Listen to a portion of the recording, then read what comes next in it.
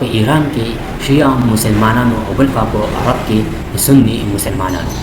اگر چې دا دواړه ملکونه مسلمانانو ملکونه دي، لیکن د وګورئ شاته د دې نه وګورئ نو دوی دواړه د یو بل نه شاته همیشه لپاره جګړې کوي او هر ټایم یو بل سره همغږي کوي. د سره دا یره وه چې یره په اسلام به څوک ریپرزنټ کوي.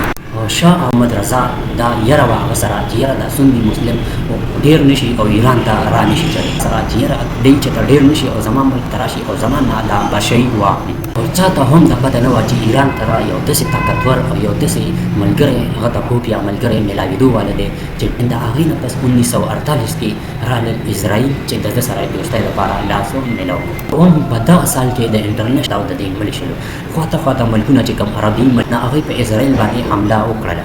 جنګ چې کوم دی نو د ایران لپاره یو صحیح ثابت شو، ځکه چې یو خوا د ایران د عرب نه تنګ و، ایران ته دا پته ولګېده چې یاره اسرائیل باندې به عرب ملکونه چې کوم دی دا به اسرائیل سره وخوري، نو زمانه به د دوی واسطه ختمه شي.